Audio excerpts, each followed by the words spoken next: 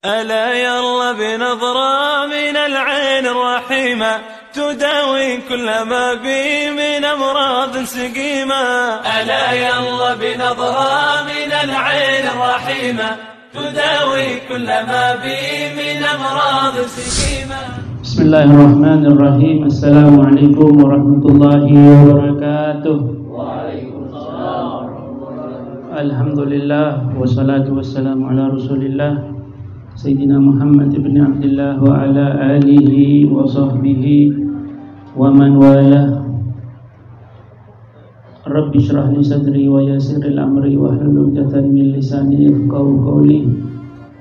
Nawayna ta'alluma wa ta'lim wal mudhakara wa dhikr wal ifada wal istifadah wal hatha ala tamassuk bi kitabillahi ta'ala wa sunnati rasulillah والدعاء إلى الهدى والدلالة على الخير ابتغاء مرضات الله وقربه وثوابه سبحانه وتعالى. أما بعد, alhamdulillah tadi kita baru selesai baca Maulid Nabi sallallahu alaihi wasallam. Semoga dengan pembacaan Maulid bertambah kecintaan kita kepada Rasulullah, bertambah kecintaan kita kepada majelis ilmu, bertambah kecintaan kita kepada Allah Subhanahu wa ta'ala. Dan kita sudah sampai pada pelajaran kita, yaitu di bab khutbatul Jum'ah, yang mana pada pertemuan sebelumnya kita sudah membahas tentang syarat-syarat sah salat Jumat. Syarat-syarat sah salat Jumat. Di antara syarat sah salat Jumat itu ialah harus ada dua khutbah. Harus ada dua khutbah biar sholat Jumatnya sah. Karena kata Nabi sallallahu alaihi wasallam, khutbatul Jum'ah, khutbah sholat Jumat itu seperti 2 rakaat sholat biasa. Itu pahalanya seperti 2 rakaat sholat biasa. Bagaimana khutbah Jumat itu sendiri? Ada yang di dalamnya namanya rukun. Ada di dalamnya namanya rukun. Di sini beliau menjelaskan siapa Syekh Salim bin Smir. Dan Syekh Salim bin Smir dalam bukunya Safinatun Najah, beliau mengatakan fasal rukun-rukun khutbah itu ada 5. Rukun-rukun khutbah itu ada 5. Ini secara umum ya, ada 5. Apa saja itu yang 5? Yang pertama, hamdulillahi fihima. Harus memuji pada Allah di dalam 2 khutbah Jumat. Dengan mengucapkan, dan lafaz memuji Allah itu sudah ditentukan oleh para ulama. Memuji Allah, ahmadullah, harus ada kalimat hamdu, dan harus ada lafzul jalalah Allah. Bisa kita mengucapkan alhamdulillah, bisa kita mengucapkan ahmadullah, boleh kita bilang nahmadullah, boleh juga kita bilang ana hamidulillah atau lillahil hamd. Intinya ada kalimat hamdu dan ada juga kalimat lafzul jalalah. Terus kalau mau diganti asyukru lillah, tidak sah. Harus dengan bacaan alhamdu. Atau diganti alhamdu lirrahman, tidak sah. Harus pakai lafaz jalalah, alhamdulillah. Lafzul namanya lafaz jalalah. Berbeda ya, kalau ini mazhab Syafi'i seperti ini. Memang agak ketat. Kalau mazhab Syafi'inya kita sudah praktekkan dengan benar, artinya mazhab lain juga kita pasti benar. Karena di dalam khutbah Jumat ini yang ketat dalam syarat-syaratnya itu ya mazhab Syafi'i. Mazhab lain, mazhab Malik, Abu Hanifah, kita bilang la ilaha illallah saja sudah cukup. Tidak perlu alhamdulillah, la ilaha illallah saja sudah cukup. Tapi kita tidak harus mengucapkan kalimat alhamdulillah. Nah, kemudian wassalatu ala nabi sallallahu alaihi wasallam fihima. harus salawat dan salam kepada Nabi Muhammad SAW di dalam 2 khutbah. Harus salawat. Jadi kalau salawat itu apa? Doa kan? Jadi kalau saya mau ganti harus, dan lafadznya tertentu ya. Lafaz salawat kepada Nabi sudah ditentukan oleh para ulama. Jadi tidak boleh kita ganti. Allahumma salli ala Sayyidina Muhammad. Itu lafadznya. Harus dengan mengucapkan salawat dan harus menyebutkan isim zahir, nama dari Nabi Muhammad. Tidak haruslah nama Muhammad itu sendiri, nama Nabi yang lain banyak. Nama Nabi bukan Muhammad, Toha, Yasin, Al-Bashir, Hashir, ya, Ahmad. Itu semua nama Nabi. Boleh. Harus dengan kalimat as-salatu harus ada salawat ya. Kalau diganti rahimallahu ala Muhammad tidak sah. Harus salawat. Kemudian harus disebutkan nama Nabi, tidak boleh pakai domir. Allahumma salli alaihi. Allahumma salli alaihi. Tidak sebutkan nama Nabi, pakai domir. Domir ha yang terakhir alaihi ya, tidak sah. Contoh seperti apa? Kita alhamdulillah, asyhadu an la ilaha illallah wa asyhadu anna Muhammad Rasulullah. Allahumma salli alaihi. Karena dia sudah sangka, dia sudah bersyahadat kepada Allah, bersyahadat kepada Nabi. Dia disebutkan asyhadu anna Muhammad Rasulullah, langsung dia salawat Allahumma salli alaihi. Dia tersebutkan nama Nabi lagi. Karena dia pikir dia sudah sebutkan di syahadat. Tidak sah, harus disebutkan nama Nabi di sini. Harus disebutkan nama Nabi. Walaupun sebelumnya kita sudah sebutkan nama Nabi di dalam syahadat, akan tetapi di salawat ini harus kita sebutkan nama Nabi Muhammad SAW.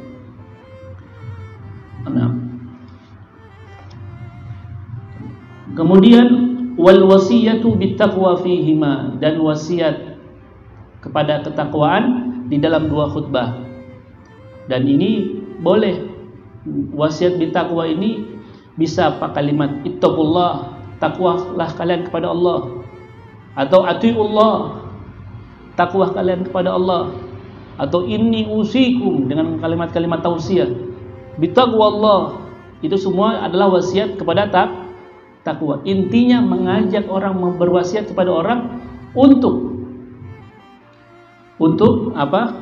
Senantiasa apa itu takwa? Dia harus tahu imtithal amr wa ijtinabun nawahi, mentaati perintah Allah, menjauhi larangannya.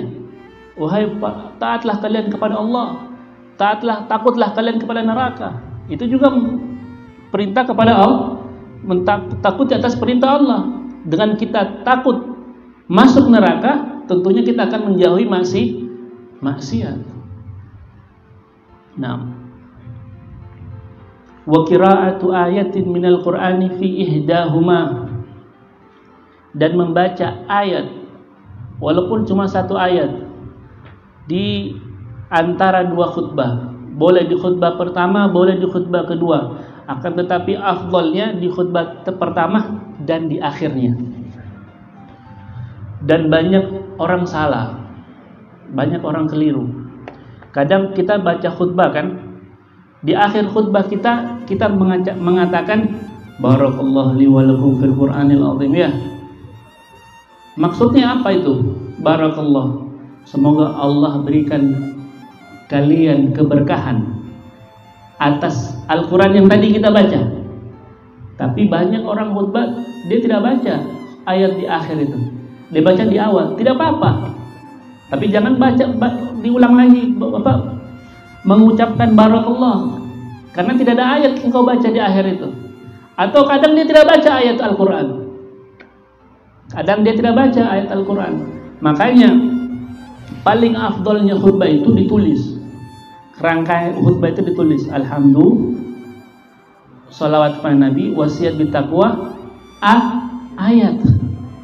Setelah ayat itu di akhir, makanya para ulama mendatangkan barakallah itu apa? Biar kita dapat berkah dengan ayat Al-Quran yang tadi kita baca.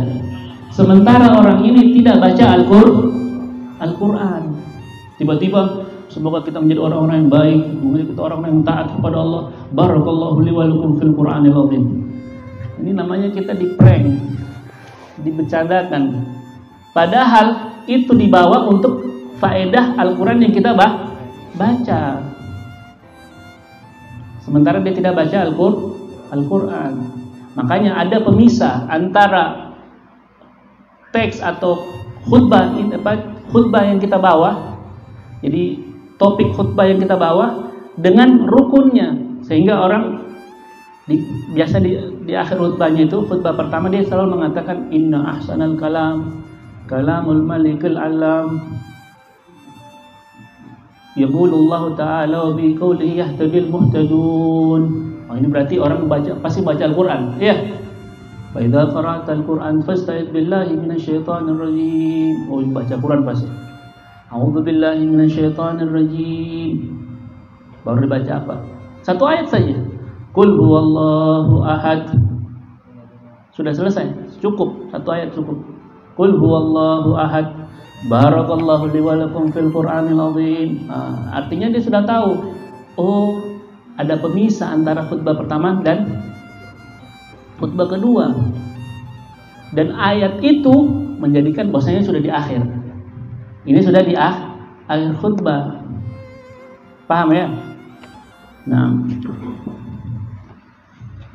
sehingga kadang kalau orang seperti ini yang tidak mendatangkan rukun, kita yang tahu, yang faham tentang hukum khutbah, kita tulis. Kalau tidak enak, malu nanti kalau kita tegur depan orang ya. Nanti malu nanti dia. Tulis pakai surat saja, kertas. Lupa baca ayat, atau lupa salawat kepada Nabi, atau lupa hamdulillah, hamdan kepada Allah. Kasihkan. Yang faham, oh dia pakai. Langsung saja. Entah dia lagi khutbah ini berbicara, alhamdulillah. Dia bilang, kita harus taat, kita harus banyak istighfar di bulan Rajab. Dapat teks, oh lupa alhamdulillah. Langsung saja di situ. Daripada kita lupa lagi, alhamdulillah, wassalatu wassalamu ala rasulillah.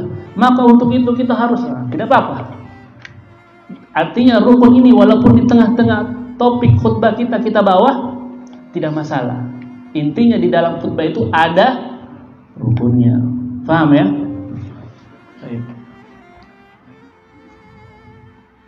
Nah, ada sebuah cerita Al-Habib Ahmad bin Muhammad Al-Muhdar. Beliau ini tinggal di kota namanya Doan. Doan ini di Hadramaut. Terkenal madunya yang paling bagus, madu Bugia. Dari sana tempatnya, dari Doan Hadramaut. Beliau ini ulama besar, orang dekat sama Allah, tokoh besar di kota Hadramaut. Suatu ketika hadir sholat Jumat, datang terakhir, duduk di akhir masjid, dengar khatib lagi khutbah, ngawur khutbah itu. Lihat ada orang pegang trompet.